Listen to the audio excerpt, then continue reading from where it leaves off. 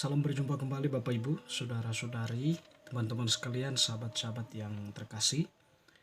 Pada kesempatan ini saya mengajak kita kembali lagi mendengarkan sabda Tuhan yang kita ambil dari penginjil Yohanes bab 7 ayat 1-2, dilanjutkan dengan ayat 10 dan dilanjutkan dengan ayat 25-30.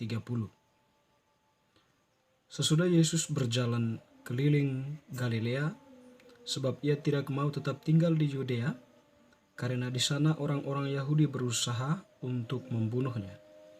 Ketika itu sudah dekat hari raya orang Yahudi, yaitu hari raya Pondok Daun. Tetapi sesudah saudara-saudara Yesus berangkat ke pesta itu, ia pun pergi juga ke situ, tidak terang-terangan tetapi diam-diam. Beberapa orang Yerusalem berkata, "Bukankah dia ini yang mereka mau bunuh?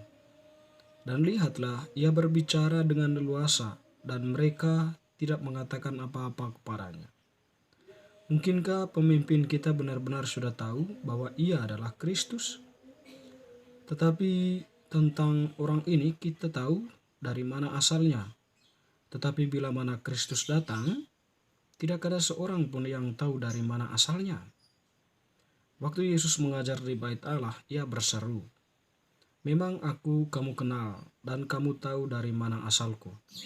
Namun aku datang bukan atas kehendakku sendiri, tetapi aku diutus oleh Dia yang benar, yang tidak kamu kenal. Aku kenal Dia, sebab aku datang dari Dia dan Dialah yang mengutus aku." Mereka berusaha menangkap dia, tetapi tidak ada seorang pun yang menyentuh dia, sebab saatnya belum tiba. Demikianlah sabda Tuhan. Terpujilah Kristus. "Memang aku kamu kenal dan kamu tahu dari mana asalku. Namun aku datang bukan atas kehendakku sendiri, tetapi aku diutus oleh Dia yang benar, yang tidak kamu kenal." Teman-teman sekalian, saudara-saudari yang terkasih, penginjil Yohanes ini memang pemikirannya lebih luas ya. Tulisan-tulisannya lebih pada refleksi yang mendalam dan sangat filosofis ya. Ketika Yesus mengatakan, "Memang aku kamu kenal," artinya kan mereka mengenal Yesus sebagai manusia, memiliki keluarga, tempat tinggal, dan asal-usulnya. Dan tentu mereka mengenal identitas Yesus itu sebagai manusia yang beridentitas ya, tentunya seperti itu. Tetapi ketika Yesus mengatakan, "Kamu tidak tahu dari mana asalku," tentu dalam hal ini ya, yang berkaitan dengan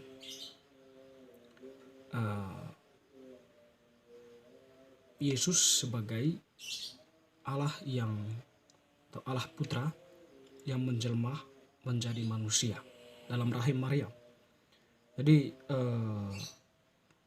berkaitan dengan ini, tentu Yesus itu adalah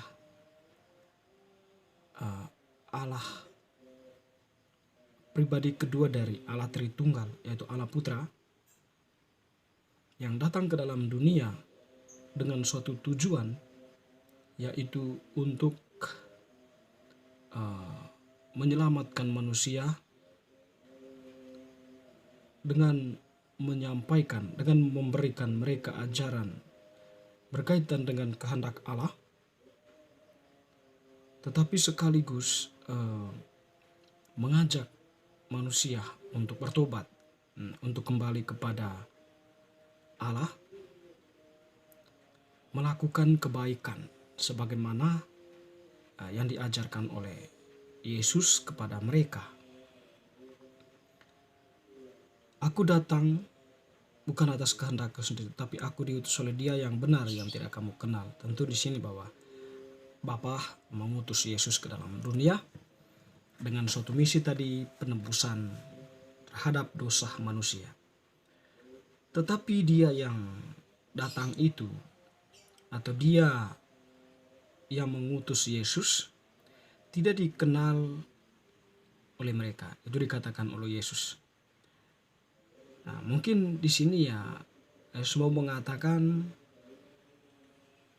kalau kamu tidak mengenal aku, tidak menerima aku, pasti kamu tidak akan mengenal dia yang mengutus aku. Atau mungkin dengan kata lain bahwa kamu tidak sampai pada pengenalan Allah, akan Allah, kalau kamu tidak menerima aku di dalam hati kalian maupun pikiran kalian. Sebab pikiran kecurigaan terhadap Yesus atau pemikiran kecurigaan terhadap keberadaan Yesus, tentu itu secara tidak langsung menutup hati mereka waktu itu untuk menerima Allah. Ya, sehingga ya bisa saja dipahami seperti itu dari pernyataan Tuhan, aku diutus oleh dia ya yang benar, yang tidak kamu kenal ya. Teman-teman, saudara-saudari, kalau kita belajar pada pernyataan Tuhan ini ya, mungkin kita sampai pada refleksi kita masing-masing ya. Tapi di sini secara sederhana mungkin bahwa kita sampai pada beriman kepada Allah karena pertama-tama kita mengenal dia. Jadi kita mengenal Yesus sebagai Allah Putra, atau kita mengenal Yesus sebagai dia yang datang untuk menyelamatkan manusia. Dan salah satu tindakan penyelamatan atau penebusan yang dilakukan oleh Yesus, mengorbankan dirinya di kayu salib. Dan pada hari ketiga dia bangkit. Di saat seperti itu Yesus itu membuka ruang keselamatan bagi manusia. Dan setiap manusia yang beriman kepada Yesus, tentu apa yang dilakukan oleh Yesus ini merupakan sebuah tindakan Allah yang sangat mulia, sangat agung untuk manusia. Dan oleh karena itu, orang yang beriman, yang percaya kepada Yesus, mendengarkan dan melakukan apa yang diajarkan oleh Yesus kepada mereka atau kepada kita. Dan dalam tindakan melakukan kehendak Allah itu sekaligus menjadi tiket atau menjadi kekuatan, menjadi suatu modal besar bagi manusia untuk bisa masuk ke dalam ruang kemuliaan yang disediakan oleh Yesus sendiri melalui salibnya. Dan tentunya di sini juga apa yang diajarkan oleh Yesus, yang ditinggalkan oleh Yesus untuk kita saat ini, ajarannya dan sebagainya, sebagaimana yang diteruskan oleh gereja, diajarkan oleh gereja, di situ mengajak kita untuk melakukan apa yang dilakukan oleh Yesus, jalan salib ya, penderitaan. Penderitaan bagi kita orang Kristen bukan sesuatu kutukan ya, atau bukan suatu penghinaan, tetapi itu merupakan salah satu jalan bagi kita untuk bisa sampai kepada kemuliaan. Penderitaan bukan berarti dalam arti kita menderitakan diri kita sendiri, tetapi menderita demi Allah, demi kebenaran, melakukan kebenaran meskipun ada banyak tantangan, rintangan yang dihadapi. Lihat para nabi, lihat para kudus ya, orang kudus dan orang-orang benar yang setia kepada Yesus. Jadi iman mereka itu mendapatkan banyak tantangan ya, tapi mereka tetap melawan atau mereka mempertahankan iman itu meskipun dengan mengorbankan diri mereka. Mereka menang pada akhirnya meskipun mereka harus mati sebagai martir. Dan di sini bagi kita percaya bahwa pengorbanan mereka tidak sia-sia.